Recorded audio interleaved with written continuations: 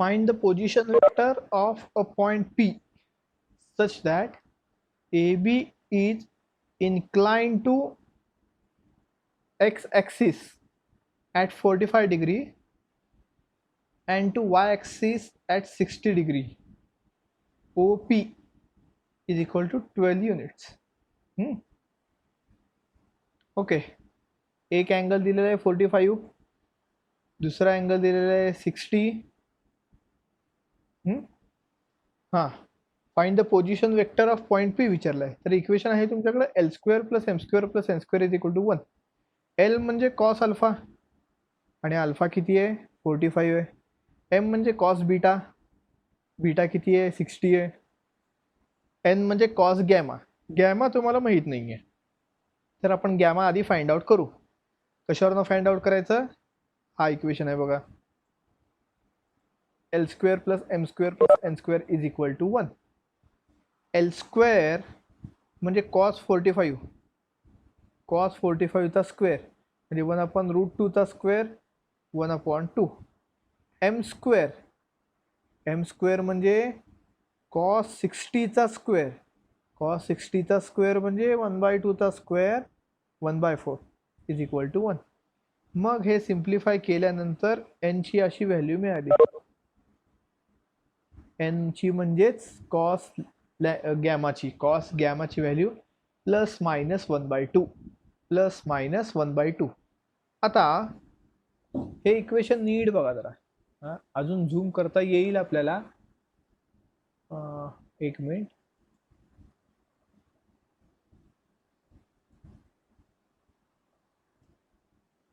कुठलं इक्वेशन म्हणतो मी? हा, हे इक्वेशन बघा,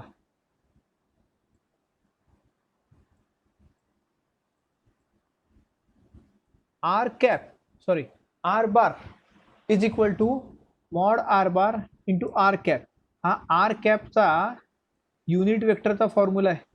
R cap is equal to R bar divided by mod R bar, mod R bar. हा फॉर्म्युला आहे, ठीक आहे. मग आता ओपी, ओपी म्हणजे आर कसं काय, ओपी म्हणजे आर कसं काय. आपण एक मिनिट जरा परत एकदा झूम आउट करूया, म्हणजे आपल्याला डायग्राम काढायला सोपं जाईल.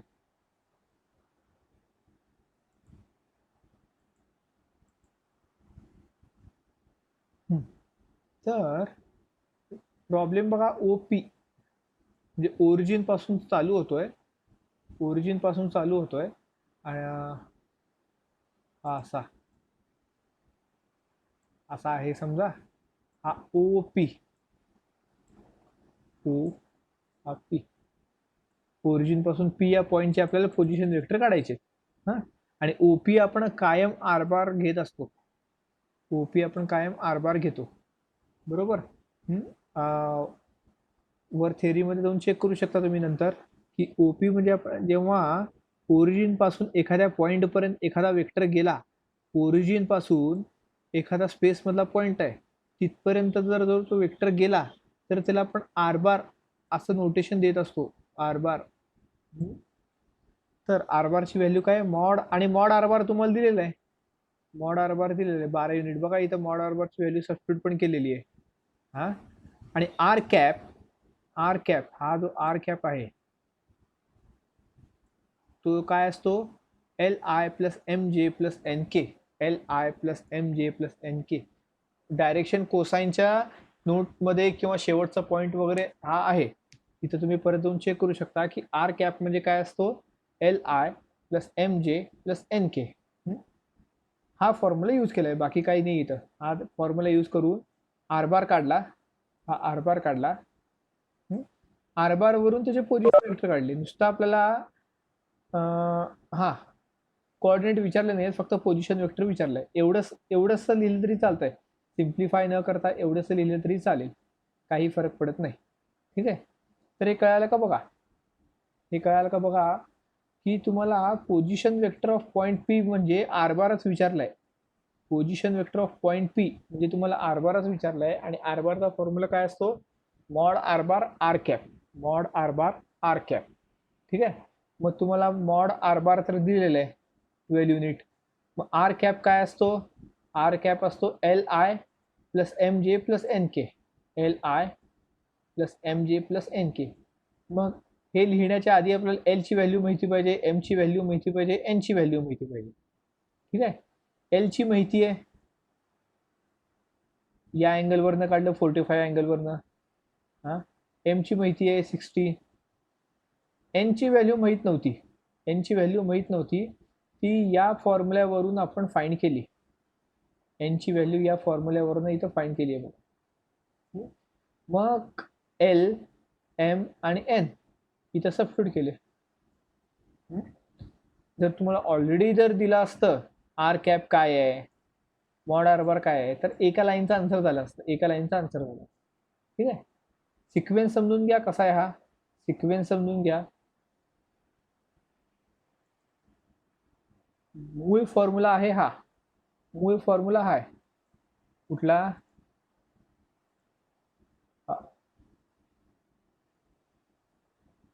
Position vector of point P म्हणजेच ओपी काढायचं आपल्याला. ओपी हा, त्याचा हा फॉर्म्युला आहे.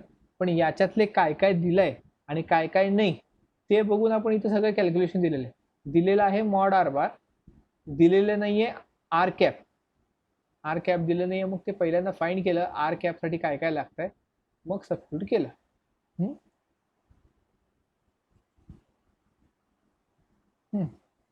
A line makes angles of measure 45, 60 with positive y and z.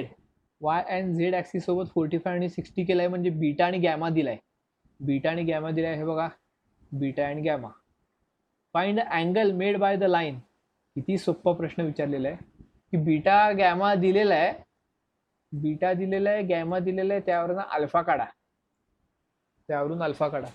Alpha काढा असं डायरेक्ट सांगितलं त्यांनी. काय म्हणलंय? Find the angle made by the line with positive direction of X axis. आता एक्स ऍक्सिस सोबत, एक्स ऍक्सिसच्या पॉझिटिव्ह डायरेक्शन सोबत एखादी लाईन कुठला अँगल तयार करते? अल्फा अँगल तयार करते. आपण वर बघितलेलं आहे. अल्फा एक्स ऍक्सिस सोबत, बीटा वाय ऍक्सिस सोबत आणि गॅमा झेड ऍक्सिस सोबत. तर तुम्हाला बीटा दिलेला आहे, गॅमा दिलेला आहे, त्याच्यावरनं तुम्हाला अल्फा काढायचा आहे. मेथड तीच आहे. L square plus M square plus N square is equal to 1. L म्हणजे कॉस अल्फा, एम म्हणजे कॉस बीटा आणि एन म्हणजे कॉस गॅमा. अल्फा काढायचा आहे म्हणजे बीटा दिलेला आहे, बीटा सबस्टिट्यूट करा 45. कॉस स्क्वेअर 45 म्हणजे कॉस 45 ब्रॅकेट स्क्वेअर. कॉस 45 किती? 1/√2. 1/√2 चा स्क्वेअर 1/2 येणार ऑब्विसली. हे बघा 1/2. हाच प्रॉब्लेम आहे वरचा, हाच येणार इथं. फक्त इथं गॅमाची व्हॅल्यू काढली होती, इथं अल्फाची व्हॅल्यू काढली आहे. हा हेच आन्सर येणार आहे +-1/2. हे बघा +-1/2. काही अवघड नव्हतं. 1 मार्काचा प्रॉब्लेम आहे हा की 2 अँगल दिलेले आहेत त्यावरून तिसरा अँगल काढा. 2 डायरेक्टेड अँगल दिलेले आहेत त्यावरून तिसरा डायरेक्टेड अँगल आपल्याला काढायचा आहे. मग त्यासाठी हे रिलेशन यूज केलं, हे रिलेशन यूज करायचं. ठीक आहे. हे म्हणून म्हटलं होतं त्यावेळेस की लक्षात ठेवा हे यूज होतंय सारखं. असं लक्षात ठेवा किंवा तुम्ही L square plus M square plus N square is equal to 1 असं लक्षात ठेवा. काही फरक पडत नाही, पण ते एल म्हणजे काय, एम म्हणजे काय आणि एन म्हणजे काय हे माहिती असायला पाहिजे. त्यात कन्फ्यूज होऊ नका. हा शेवटचा आहे प्रॉब्लेम. ओके. त्यात इथं हा शेवटचा बघून टाकूया. तिथं काय सांगितलं त्यांनी. प्लस आणि मायनस 2 व्हॅल्यू आहेत. प्लस आणि मायनस 2 व्हॅल्यू आहेत. जर +1/2 असेल तर 60 आणि -1/2 असेल तर 120. -1/2 असेल तर 120. इथं आपल्याला परत कोऑर्डिनेट बघावं लागते. कोऑर्डिनेट बघावं लागते. वा वा.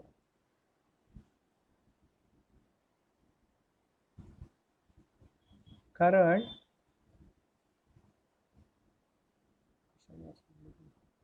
आता इथं फर्स्ट पॉझिटिव्ह आहे.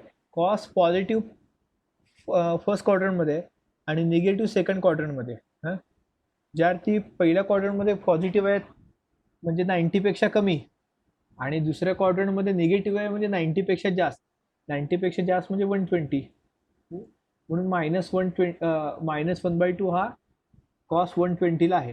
हां, तर तुम्हाला 2 पेअर मिळालेत. हां, डायरेक्शन अँगलचे 2 पेअर मिळाले, 45-60-60, 45-60-120. इथं तुम्ही ट्रायंगलचा विचार करू नका की ट्रायंगलची तर ॲडिशन 120 असते, 180 असते, इथं 180. इथं ट्रायंगलचा संबंधच नाहीये काही. 3 अँगल आलेत ह्याचा अर्थ ते ट्रायंगलच होतात असं नाही. इथं ट्रायंगलचे अँगल्स नाही आहेत, इथं डायरेक्शन अँगल्स आहेत. कुठल्या अँगल्स आहेत? Direction angle. त्यांच्या ॲडिशनची आपल्याला काही गरज नाही आहे, त्यांच्या स्क्वेअरच्या ॲडिशनची गरज आहे. त्यांच्या स्क्वेअरचा ॲडिशन किती असतो? 1 असतो. बघितलंय आपण, त्यांच्या डायरेक्शन कोसाइनच्या स्क्वेअरची अँगल 1 असतं. लास्ट प्रॉब्लेम बघूया. अ line passes through the points 6 -7 -1 and 2 -3 1. एक लाईन आहे, 2 पॉईंटमधनं पास होतीये. समजा ह्याला आपण ए म्हणलं, ऑलरेडी म्हणलेलं आहे ए, आणि दुसऱ्याला बी म्हणलंय. Find the direction ratio and the direction cosines of the line so that the angle alpha is acute. The angle alpha is acute. Alpha angle acute हवा आहे आपल्याला. अँगल ॲक्यूट आहे आणि डायरेक्शन रेशो काढायचा आहे. डायरेक्शन रेशो आणि direction cosine काढायचे जेणेकरून अल्फा ॲक्यूट असेल. एक एक बघूया आपण कन्फ्यूज होण्यापेक्षा.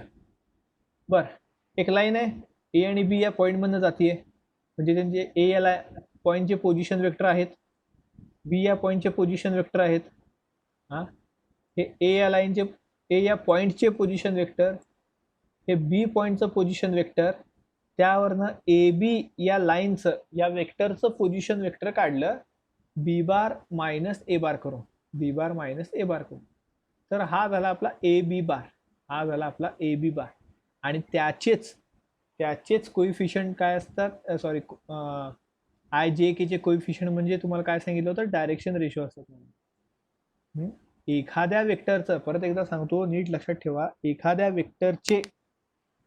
वेक्टरचे आय जे केचे जे कोइफिशियंट्स असतात तेच डायरेक्शन रेशो पण असू शकतात, ते डायरेक्शन कोसाइन पण असू शकतात. डायरेक्शन रेशो म्हणजे काय, शेवटी डायरेक्शन कोसाइनच आहे. हां, डायरेक्शन रेशो म्हणजे काय, डायरेक्शन कोसाइनच. डायरेक्शन कोसाइनला एखाद्या नंबरने मल्टिप्लाय केलं तर तुम्हाला काय मिळतं, डायरेक्शन रेशो मिळतं. त्यामुळे तुम्ही डायरेक्शन रेशो कन्सिडर करा, डायरेक्शन कोसाइन कन्सिडर करा. आता हे बघा, इथं डायरेक्शन कोसाइन कन्सिडर केलंय. हां, ए बी हे या लाईनचं हे पोझिशन वेक्टर आहे. पोझिशन वेक्टरवरून तुम्ही कोऑर्डिनेट काढू शकता, ए बी या लाईनचे कोऑर्डिनेट काढू शकता, ते आहेत -4 -4 4 2. तेच म्हणजे काय झाले, डायरेक्शन रेशो. तेच काय असतात, डायरेक्शन रेशो. आता थोडं खाली बघा, -4 4 2 ला के ने मल्टिप्लाय केलाय, दिसतोय का के इथं. हां, म्हणजेच काय, डायरेक्शन रेशोला एखाद्या नंबरने मल्टिप्लाय केलं तर तुम्हाला डायरेक्शन कोसाइन मिळतं, किंवा डायरेक्शन कोसाइनला एखाद्या नंबरने मल्टिप्लाय केलं तुम्हाला डायरेक्शन रेशो मिळतं. ठीक आहे, दोन्ही सेमच आहेत, फक्त रेशोमध्ये फरक आहे, प्रमाणामध्ये फरक आहे. हां, म्हणजे कसं, समजा डायरेक्शन रेशो असतील 1 1 1, हां, त्याला 2 ने मल्टिप्लाय केलात आणि ते झाले डायरेक्शन कोसाइन. त्याला 2 ने मल्टिप्लाय केल्यावर काय येईल, 2 2 आणि 2. हा झाला डायरेक्शन रेशो DRS, हा झाला DCS, डायरेक्शन कोसाइन. काही फरक आहे का दोन्हीमध्ये? यातून जर 2 कॉमन घेतला तर 1 1 1च मिळत आहे आपल्याला. त्यामुळे डायरेक्शन रेशो, डायरेक्शन कोसाइन मध्ये फक्त प्रमाणात फरक आहे. याच्यावरनं तुम्ही चांगलं समजून घेऊ शकता. बघा, एका खाली किती चांगलं दिलंय त्यांनी. डायरेक्शन रेशो काय आहे, -4 4 2. हां, आणि डायरेक्शन कोसाइन -4k 4k आणि 2k. केच्या रेशोचा फरक आहे फक्त. पण डायरेक्शन रेशो का कोसाइन घेतला आपण, ते असं आलं. त्याचं रिलेशन आपल्याला माहिती आहे, L square M square N square यांची ॲडिशन किती असते 1, यांची ॲडिशन किती असते 1. डायरेक्शन हे कळालं का बघा तुम्हाला. डायरेक्शन रेशो कसे काढले. डायरेक्शन रेशो म्हणजे एखाद्या वेक्टरच्या एखादा वेक्टर आहे त्याचा जो पोझिशन वेक्टर असतो त्यातले आय जे केचे कोइफिशियंट, आयचा कोइफिशियंट -4, जेचा 4, केचा 2, तेच काय झाले डायरेक्शन रेशो, तेच काय झाले डायरेक्शन रेशो. आणि डायरेक्शन रेशोला के ने मल्टिप्लाय केलं म्हणजे कुठल्या तरी एका नंबरने, फिक्स नंबर माहीत नाही आहे म्हणून आपण त्याला के म्हणलंय, फिक्स नंबर माहीत नाही म्हणून त्याला आपण काय म्हणलंय के म्हणलंय. के ने मल्टिप्लाय केलं डायरेक्शन कोसाइन मिळते. आता डायरेक्शन कोसाइन फिक्स काढण्यासाठी आपल्याला या इक्वेशनचा वापर करायचा आहे. डायरेक्शन कोसाइन पासूनच तयार होत आहे हा L square plus M square plus N square. Substitute केल्यानंतर, सिम्प्लिफाय केल्यानंतर के ची व्हॅल्यू तुम्हाला मिळाली. काय आहे के ची value +-1/6, +-1/6. Okay. Since the line A B is so directed that angle alpha which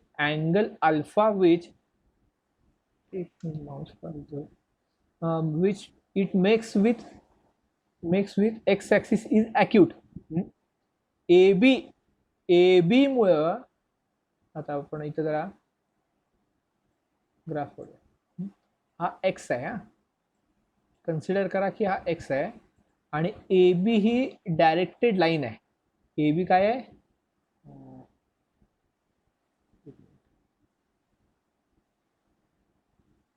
A be directed line आहे. Okay. तर ए बी हा एक्स ॲक्सिस सोबत, ए बी हा एक्स ॲक्सिस सोबत ॲक्यूट अँगल तयार करतोय, ॲक्यूट अँगल तयार करतोय एवढंच फक्त माहिती आहे. याचा अर्थ अल्फा ॲक्यूट आहे, अल्फा ॲक्यूट आहे म्हणजे कॉस्टची व्हॅल्यू प्लस पाहिजे, कॉस्टची व्हॅल्यू काय पाहिजे प्लस पाहिजे, बरोबर का. परत एकदा आपण इथं जाऊया कोऑर्डिनेट ॲक्सिसकडे. कॉस प्लस कुठं असतो, फर्स्ट क्वाड्रंटमध्ये असतो आणि अल्फा पण ॲक्यूट आहे. ॲक्यूट म्हणजे काय 90पेक्षा कमी, 90पेक्षा कमी म्हणजे सगळंच पॉझिटिव्ह झालं, सगळंच पॉझिटिव्ह म्हणजे कॉस पण पॉझिटिव्ह येणार, बरोबर. कॉस पॉझिटिव्ह म्हणजे ग्रेटर दॅन 0. आता के ची व्हॅल्यू जर मायनस घेतली, के ची व्हॅल्यू जर मायनस घेतली, आता हा जो आहे -4k, -4k म्हणजे काय आपला एल आहे. नीट लक्ष द्या काय म्हणतो तो. -4k म्हणजे आपला एल आहे, हा इथं म्हणून एल स्क्वेअर केलाय आणि एल म्हणजे कॉस अल्फा असतो, बरोबर. म्हणजे कॉस अल्फाची व्हॅल्यू काय झाली -4k. हां, आता इथं नीट लक्ष द्या, -4k हा आहे आपला कॉस अल्फा, हा आहे आपला कॉस अल्फा की जो पॉझिटिव्ह आहे. म्हणजे -4k काय आहे पॉझिटिव्ह आहे. कॉस अल्फाची व्हॅल्यू -4k कशी आली समजलं ना, कारण डायरेक्शन कोसाइन आहे -4k पहिलाच. आता इथं तर मायनस आहे पण ग्रेटर दॅन 0 आहे. के ची व्हॅल्यू मायनस असल्याशिवाय हे दोन्ही प्लस होणार आहेत का, ग्रेटर दॅन 0 होणार आहेत का. के ची व्हॅल्यू जर -1/2 घेतलं तरच मायनस मायनस प्लस होऊन जाईल, बरोबर का. म्हणून के ची व्हॅल्यू काय आहे, ॲज के लेस दॅन 0, 6 आहे ना इथं, -1/6.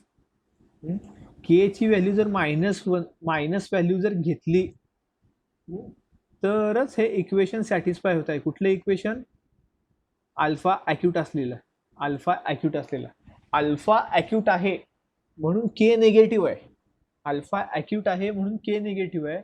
आणि के निगेटिव्ह कशामुळे आलाय, अल्फा ॲक्यूट असल्यामुळे आलाय. समजलं का बघा, महत्वाचं आहे हे प्रॉब्लेम मधलं. बघा परत एकदा समजावून सांगतो वाटलंच तर, की हे तर तुम्हाला समजलंय. डायरेक्शन रेशो काय असणार आहेत, -4, 4, 2 हे ए बी बारचे पोझिशन वेक्टरवरनं काढलाय, -4, 4, 2. हां, आता -4 हा एक डायरेक्शन रेशो आहे. त्याला जर तुम्ही के ने मल्टिप्लाय केलात तर तुम्हाला डायरेक्शन कोसाइन मिळतो, -4k हा पहिलाच आहे म्हणजे आयचा कोइफिशियंट आहे तो, आयचा कोइफिशियंट म्हणजे एल असतो, बरोबर का? आणि एल म्हणजेच कॉस अल्फा. एल म्हणजेच काय असतो? Cos alpha. म्हणजे कॉस अल्फाची व्हॅल्यू काय आली? -4k. कॉस अल्फाची व्हॅल्यू -4k. पण इथं प्रॉब्लेममध्ये एक कंडिशन काय आहे की अल्फा ॲक्यूट आहे. अल्फा काय आहे? ॲक्यूट आहे. अल्फा ॲक्यूट असल्यामुळं कॉस अल्फा पॉझिटिव्ह आलाय. कॉस अल्फा काय? पॉझिटिव्ह आलाय. कॉस अल्फा काय? पॉझिटिव्ह आलाय, म्हणजे 0पेक्षा जास्त आलाय. पण कॉस अल्फाची व्हॅल्यू -4k आहे, म्हणजे निगेटिव्ह आहे. निगेटिव्ह आहे असं होऊ शकत नाही. जर कॉस अल्फाची व्हॅल्यू पॉझिटिव्ह पाहिजे असेल, पॉझिटिव्ह पाहिजे असतील, तर एक तर निगेटिव्ह आहे, मग दुसरा पण निगेटिव्हच पाहिजे. कारण निगेटिव्ह काय येतो? पॉझिटिव्ह येतो. म्हणून के ची व्हॅल्यू या दोन्हीपैकी कुठली घेतली आपण? मायनस घेतली. का? या केच्या मायनस व्हॅल्यूमुळं कॉसची व्हॅल्यू प्लस झाली आहे. कॉसची व्हॅल्यू प्लस झाली आहे. म्हणून के ची व्हॅल्यू काय आहे? -1/6. के ची व्हॅल्यू काय आहे? -1/6. ओके. आता के ची व्हॅल्यू -1/6 इथं सबस्टिट्यूट करा. के ची व्हॅल्यू -1/6 इथं सबस्टिट्यूट करा. तुम्हाला डायरेक्शन कोसाइनचे फिक्स व्हॅल्यू मिळतील. तुम्हाला डायरेक्शन कोसाइनचे फिक्स व्हॅल्यू मिळणार. बघा, के ची व्हॅल्यू -1/6 सबस्टिट्यूट केलं का इथं? के ची व्हॅल्यू -1/6, परत के ची व्हॅल्यू -1/6, परत के ची व्हॅल्यू -1/6. कुठे? इथं सबस्टिट्यूट केलेलं आहे. हां, तुम्हाला फिक्स मिळालं, डायरेक्शन कोसाइन फिक्स मिळालं. 2/3 -2/3 -1/3. विचारला काय होतं? डायरेक्शन रेशो, ते ऑलरेडी काढलेला आहे. हां, त्यानंतर डायरेक्शन कोसाइन, तो पण काढलेला आहे. डायरेक्शन रेशोवरूनच डायरेक्शन कोसाइन काढलं. ठीक आहे. तर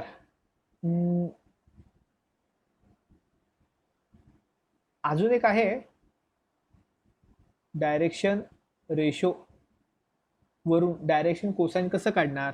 थोडं वर जाऊया आपण, एक 2-3 मिनिटं गेले हरकत नाही. डायरेक्शन रेशो म्हणजे आपले ABC असतात. ABC. ABC म्हणजे आपले डायरेक्शन रेशो असतात, बरोबर? म्हणजे ए ची व्हॅल्यू इथे लक्षात ठेवा. आपण वर जाण्याच्या आधी ए ची व्हॅल्यू आहे -4, बी ची व्हॅल्यू आहे 4 आणि सी ची व्हॅल्यू आहे 2. हां, एबीसी वरनं आपल्याला LMN काढायचं आहे. एल, छान LMN आले. L, M आणि N. समजून घ्या LMN आहे म्हणजे cos alpha, cos beta, cos gamma काढायचं आहे. त्याचा रिलेशन आपल्याला वर प्रॉब्लेममध्ये आहे, वर थेअरीमध्ये दिलेलं आहे बघा. जाऊया आपण वर. Relation between direction ratio direction cosine म्हणून असं एक होतं, तिथं लक्षात आहे की तुम्हाला माहित नाही मला. आपण नेमकं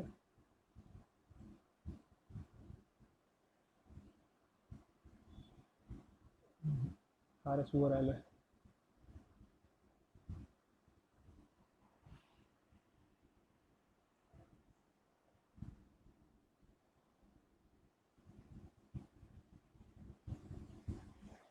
direction ratio direction कोसाइनचं product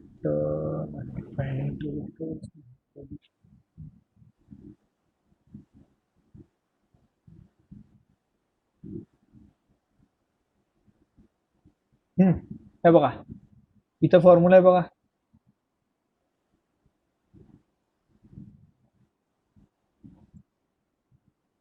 ABC तुम्हाला माहिती आहे, एबीसी काय होतं? -4, 4, 2, -4, 4 आणि 2, हे ABC होते. इथं सबस्टिट्यूट केलं, या फॉर्म्युल्यामध्ये सबस्टिट्यूट केलं तरी तुम्हाला LMN मिळत आहे, तरी पण तुम्हाला LMN मिळत आहे.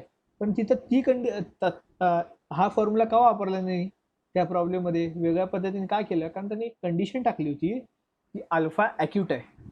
अल्फा काय आहे? ॲक्यूट आहे. तर तुम्ही इथं देखील वापरून इथं थोडं एक्स्ट्रा सॉल्व करावं लागलं असतं तुम्हाला. एलच्या इथं तुम्हाला एक्स्ट्रा सॉल्व करावं लागलं, बाकी काही नाही अवघड. ठीक आहे. तर लक्षात ठेवा ह्याच्या पुढं की डायरेक्शन रेशो दिले असतील आणि डायरेक्शन कोसाईन काढायचा असेल तर हे फॉर्म्युलाच यूज करा, एल इक्वल टू प्लस मायनसचे. हां, हेच फॉर्म्युला यूज करा, काही अवघड नाही आहेत. आणि जर एखादा वेक्टर दिलाय आणि तुम्हाला डायरेक्शन रेशो, डायरेक्शन कोसाईन दोन्ही काढायचं आहे, तर त्या वेक्टरचे आय जे केचे कोइफिशियंट जे आहेत, त्यांना काय कन्सिडर करणार बघा, इथं दिलाय बघा. आय जे केचे कोइफिशियंट म्हणजेच काय, अरे अच्छा, हा, आय जे केचे कोइफिशियंट म्हणजेच ए बी सी आहेत. आणि ए बी सी म्हणजे काय असतात, डायरेक्शन रेशो असतात.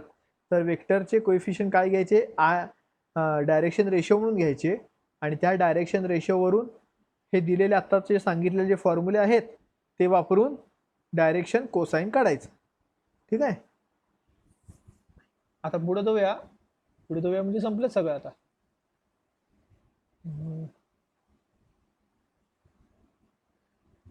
वेक्टर प्रोडक्ट होता का खाली?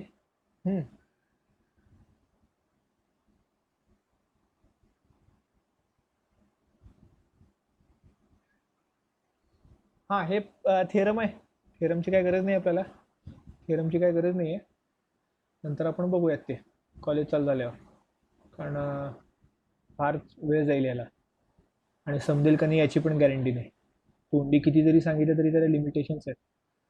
Vector product, right hand thumb rule आला बघा, सर्वात बेस्ट एक्झाम्पल आहे हे वेक्टर प्रोडक्टचा, राईट हँड थंब रूल. आता तुम्हाला अंदाज आला असेल कसं पेनाला कसं पकडायला सांगत होतो तुम्हाला मी.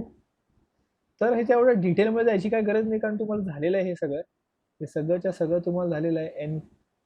एन कॅप काय आहे, परपॅन्डिक्युलर टू द प्लेन. हा एन कॅप आहे, परपॅन्डिक्युलर टू द प्लेन आहे. हा फॉर्म्युला तुम्हाला माहिती आहे.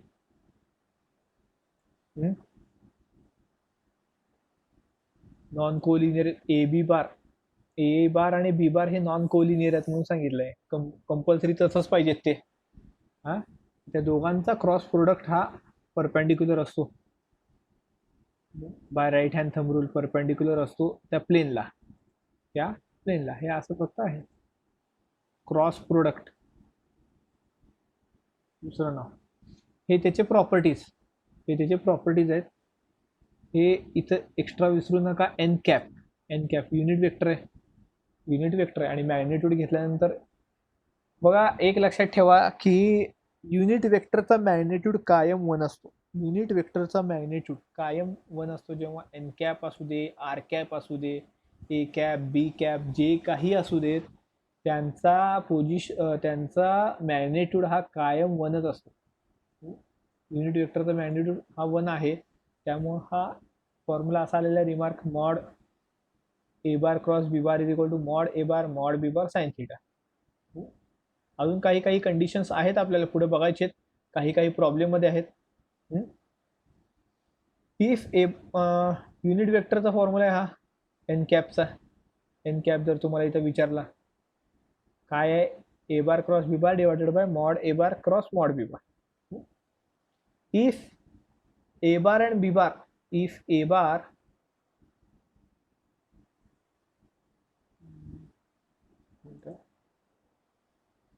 bar and b bar are any two coplanar but non-collinear, हे वरचे आहे तसे vectors, then any vector c bar in the space can be given by c bar equal to x a bar plus y b bar plus z a bar cross b bar.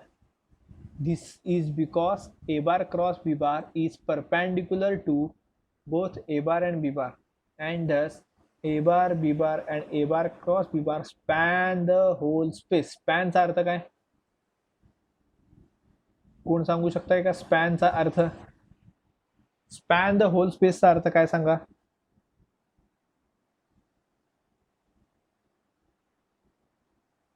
त्याशिवाय शेवटची line समजणारच नाही.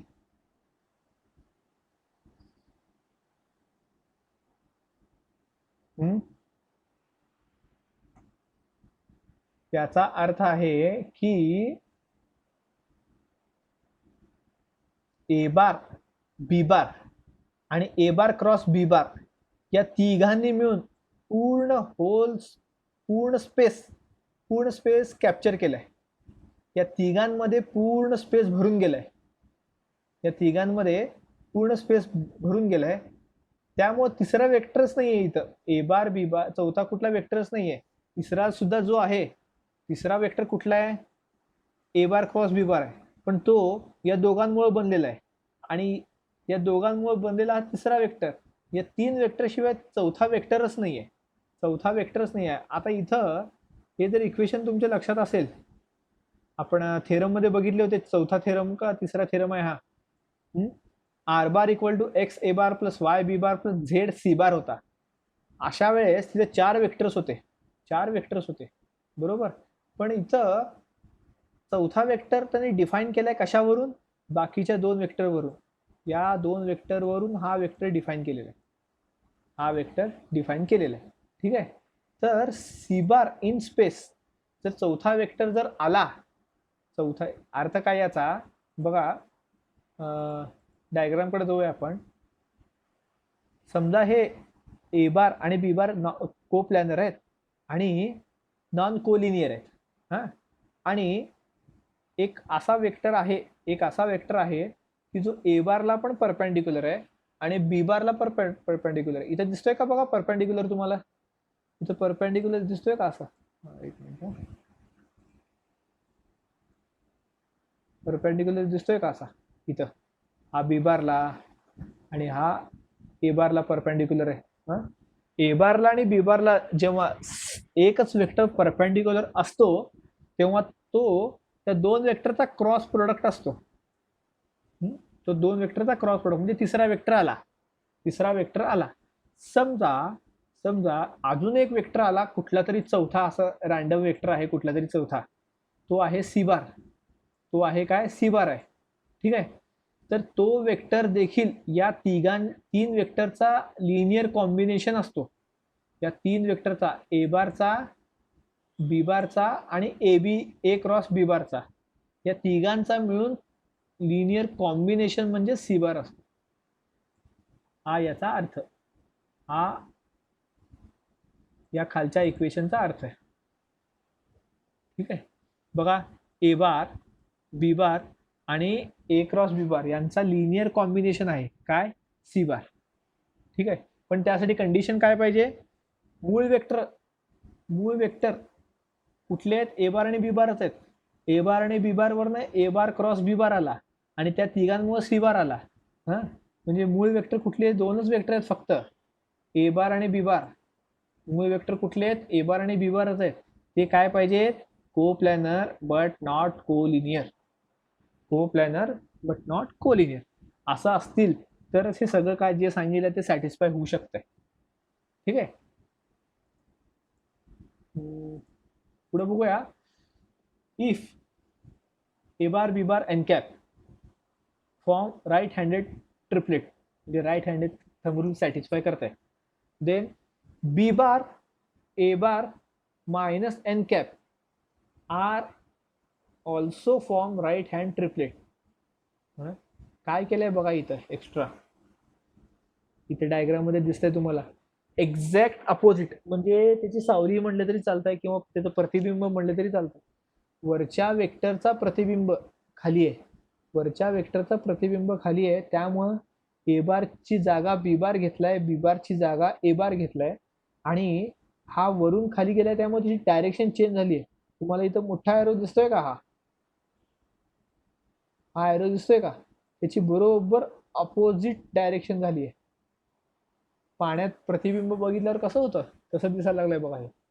हा, आणि हा इकडे जाईल आणि B bar इकडे येईल, परस्परांची जागा बदलतील दोन वेक्टर आणि जो सिंगल वेक्टर आहे त्याची डायरेक्शन चेंज होते. हे बघा इथं परत इथं ए बार बी बारच्या ऐवजी बी बार ए बार आलाय आणि जो हा सिंगल वेक्टर आहे त्याची फक्त डायरेक्शन बदलली आहे. डायरेक्शन बदलली म्हणून त्याचा साईन बदललाय. डायरेक्शन बदल की साईन बदलत असतं. ते देखील काय फॉर्म करतात, right hand triplet. Right hand triplet म्हणजे तुम्ही डिसलाईक जेव्हा कराल, हां, तुमचा अंगठा खालच्या डायरेक्शनला जाईल, तुमचा अंगठा काय होईल, खालच्या डायरेक्शनला जाईल. तो तुमचा अंगठा म्हणजे मायनस एन कॅप झाला आणि तुम्ही लेफ्ट कडून राईट कडे येत आहे, लेफ्ट कडून राईट कडे येत आहे. जेव्हा तुम्ही लाईकचा सिम्बॉल म्हणजे असं थंब वर असेल तेव्हा तुम्ही राईट कडून लेफ्ट कडे जाता. असं बसल्या बसल्या एका हातात मोबाईल दुसऱ्या हातात राईट हँडने प्रॅक्टिस करा असं की अंगठा वर आहे आणि असं तुम्ही फिरवताय म्हणजे राईट कडून लेफ्ट कडे फिरवताय आणि अंगठा जेव्हा खाली जाईल म्हणजे असं डिसलाईकचं चिन्ह असतं बघा, तेव्हा असं फिरवा हात बोटाची मुठी आवळा, त्यावेळेस तुम्ही लेफ्ट कडून राईट कडे जाताय. हा म्हणजे वेक्टरची जागा बदलली आहे, ए बारची जागा बी बार, बी बारची जागा ए बार घेतलाय. तसं असलं तरी सुद्धा ते काय असतात, राईट हँड ट्रिपलेट असतात. ते असलं तरी सुद्धा फक्त फॉर्म्युला बदलतील, आता फॉर्म्युले बदलतील. ठीक आहे, एवढं काही फरक पडणार नाहीये. म्हणून हा बघा सिम्बॉल फक्त डायरेक्शन चेंज झाली म्हणून मॅग्निट्यूड चेंज झाला, डायरेक्शन चेंज झाली म्हणून फायनली सगळ्याचा रिझल्ट काय कॉमन की डायरेक्शन चेंज केली आपण, वरचा अंगठा खाली नेला म्हणून डायरेक्शन चेंज झाली, डायरेक्शन चेंज झाली म्हणून डायरेक्शन साईन पण चेंज झाला, प्लसचा मायनस झाला. ठीक आहे, वेक्टर अशा वेक्टर प्रोडक्टना काय म्हणायचं, अँटी कम्युटेटिव्ह. कम्युटेटिव्ह म्हणजे काय असतं, कम्युटेटिव्ह आपण बघितलेलं आहे डॉट प्रोडक्ट मध्ये, A bar dot B bar is equal to B bar dot A bar. Commutative म्हणजे काय, एकमेकांची जागा बदलतात, साईन चेंज न करता, व्हॅल्यू चेंज न करता एकमेकांची जागा बदलू शकतात. अँटी कम्युटेटिव्ह म्हणजे काय, एकमेकांची जागा बदलतात, व्हॅल्यू चेंज होत नाही पण साईन चेंज होतो, ऑपोजिट साईन येतोय, प्लस असेल तर मायनस, मायनस असेल तर प्लस. ठीक आहे, नेक्स्ट बघा, if A bar and B bar are non zero vector such that A bar is parallel to B bar, A bar is parallel to B bar. हा parallel म्हणजे काय असेल, आता हे डायरेक्ट बघा,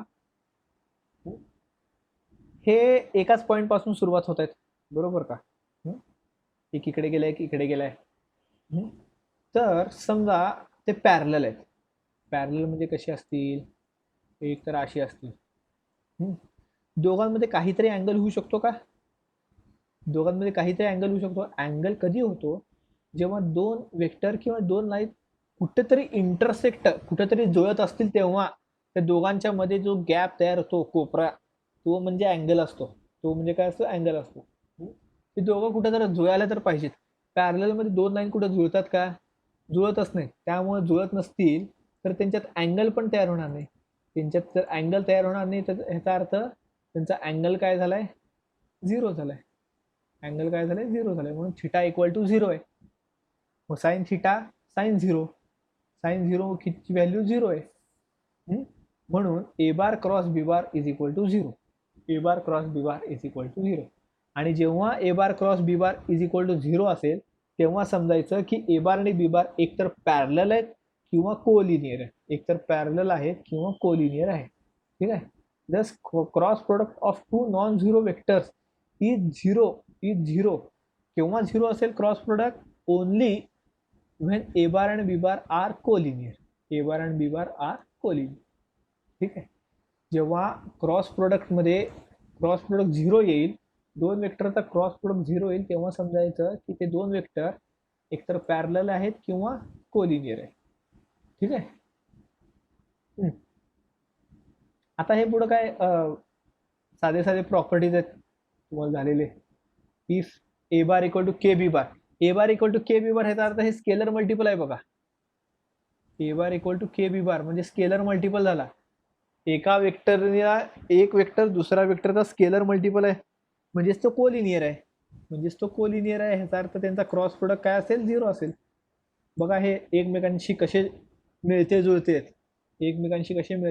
की क्रॉस प्रोडक्ट झिरो केव्हा असतो, दोन वेक्टर पॅरलल असतील तेव्हा.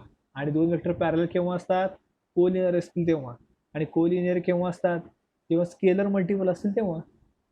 म्हणजे हे सर्कल आहे, हे काय सर्कल आहे सगळं.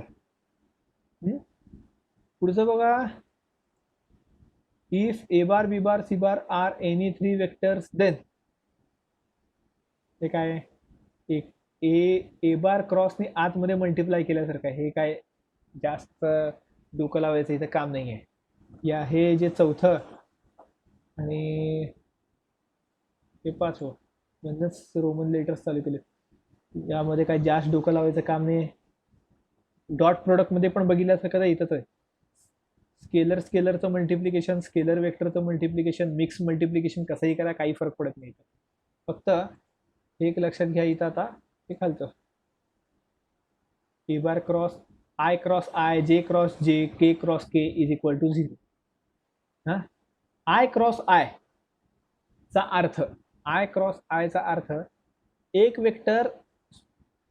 वेक्टर आहे जो स्वतःसोबतच काय क्रॉस प्रोडक्टमध्ये केलो आहे. म्हणजे एक वेक्टर असा ए बार कन्सिडर करा. एक वेक्टर आहे तो ए बार की जो स्वतःसोबतच क्रॉस प्रोडक्ट करतोय. हां, आता ए बार येणार इथं. आता स्वतःसोबतच क्रॉस प्रोडक्ट करत असताना त्या दोन वेक्टर मधला अँगल पण बघायला पाहिजे आपण साइन थीटासाठी.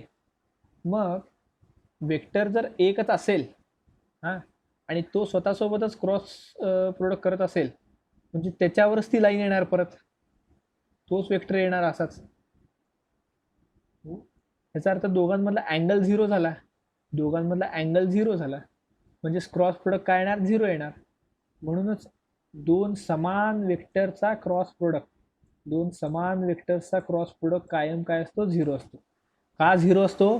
कारण त्या समान वेक्टर मधला अँगल 0 असतो.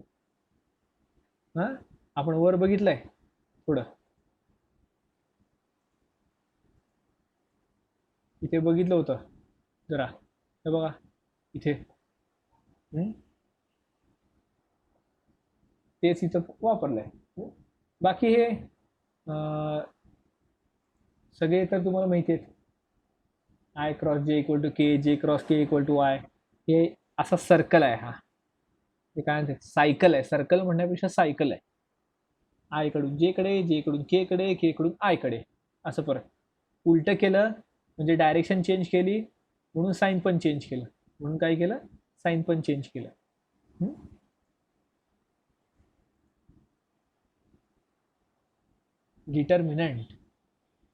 डिटर्मिनंट आलेलं आहे.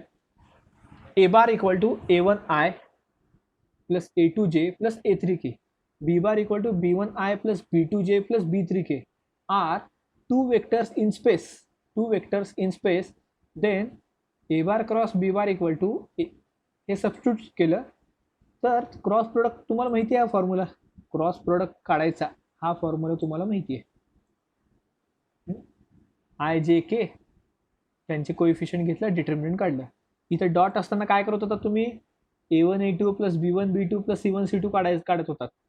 आणि क्रॉसमध्ये हे असं. हां, कम्पेअर करा, दोन टेबल करू शकता तुम्ही. दोन टेबल करा, नंतर स्टडी करताना डॉट प्रोडक्ट आणि क्रॉस प्रोडक्टचे डिफरन्सेस, सिमिलॅरिटी तुम्हाला सापडणार नाही, कारण कम्प्लिटली अपोजिट आहेत. त्यामुळे तुम्हाला सिमिलॅरिटी सापडणार नाही. जे काही सापडतील ते सगळे डिफरन्सेस असतील. ते सेम डिफरन्सेस तुम्ही असं काय म्हणतात ते तक्ता करू शकता. त्याचा एक तुम्हाला सोपं जाईल अभ्यासाला, बाकी काही नाही. ठीक आहे. आता अँगल बिटवीन टू वेक्टर्स थोडं आज जरा एक्स्ट्रा घेतोय, संपूयात आपण हे उगाच 30-40 मिनिटापेक्षा. अँगल बिटवीन टू वेक्टर्सचा फॉर्म्युला तुम्हाला ऑलरेडी माहिती आहे. हे आपण मगाशी बघितलं होतं. n×1 होता. Sine theta is equal to mod A bar cross B bar divided by mod A bar mod B bar. जर कुणी टायमिंग ठेवून आला असेल की 6:45 पर्यंत लेक्चर असेल, 6:45 नंतर दुसरं काम करू, त्यांनी गेलं तरी चालतील. तुम्ही नंतर युट्यूबवर बघू शकता. जास्त वेळ पण काही घेणार नाही मी. Geometrical meaning of vector product of A bar and B bar बघूयात, एकदा वाचूयात हे geometrical meaning. If A bar and B bar represented by directed lines segments with the same initial point, दिसतोय का? दिसला आम्हाला. आपण जरा मोठं करूयात त्याला. सेम इनिशियल पॉइंट थोडा मोठा करूयात. हा, then they determine a parallelogram. बघा, पॅरलोग्राम मध्ये ए बारला पॅरलल दुसरा एक वेक्टर आणि बी बारला पॅरलल दुसरा एक वेक्टर. असं घेतला इथं, हा पॅरल घेतला, त्यामुळे काय पॅरलोग्राम तयार झाला. त्यामुळे पॅरलोग्राम तयार झालाय. पॅरलोग्रामचा formula base into height, base into height तो वापरलाय, तो इथं वापरलाय. ठीक आहे. पुन्हा समोर काय केलं इथं, बी बारच्या पॉइंट पासून कुणाला लेफ्ट पाहिजे असेल तर बिंदास लेफ्ट घेऊ शकता. नंतर तुम्ही युट्यूबवर बघा, एक जण जरी असेल तरी रेकॉर्डिंग चालू राहत असेल, त्यामुळं रेकॉर्डिंग चालू राहील आपल्या, पण तुम्ही नंतर बघू शकता, तसं काही नाही. या बी बार पॉईंट पासून ए बारवर एक परपेंडिक्युलर लाईन काढली, परपेंडिक्युलर लाईन काढली, त्यामुळे एक अँगल तयार झालाय जो थिटा असेल. मग साईनचा रूल वापरला, mod B bar equal to sine theta वगैरे, हा फॉर्म्युला मिळतोय आपल्याला. Mod A bar cross B bar base into height, तो पॅरलोग्रामचा फॉर्म्युला आहे. ठीक आहे. पुढे बघूया आपण काय, आता सॉल्व एक्झाम्पल्स आहेत सगळे, सगळेच्या सगळे सॉल्व एक्झाम्पल्स आहेत. आता क्वेश्चन काय आहे, find the cross product A bar cross B bar and verify. उद्या घ्यायचं, प्रॉब्लेम बाकीच्यांचे मिस व्हायला नको आहेत, बाकीच्यांचे प्रॉब्लेम्स मिस व्हायला नको आहेत. ठीक आहे. हां सॉरी सांगायचं राहिलं की उद्या सुट्टी आहे, उद्या मी नाही आहे अवेलेबल इथं, त्यामुळे उद्या आपल्याला सुट्टी असेल, ते आपण रविवारी आपण भरून काढूयात. किंवा मी ग्रुपवर टाकतो टाइम टेबल, ते जरा नीट वाचा आणि त्याप्रमाणे शुक्रवारी त्याप्रमाणे तुमचं टाइम टेबल फिक्स करा की आपण 6 वाजता घेतोय संध्याकाळी आजच्यासारखं. तुम्हाला म्हणलं होतं मी 3चं टायमिंग आपण 6 करतोय, 6 वाजता घेतोय आणि जरा जास्त वेळ घेऊया, आपण जरा जास्त वेळ घेऊया. ठीक आहे. त्याप्रमाणे मोबाईलचा डाटा देखील तुम्ही वाचवू शकता.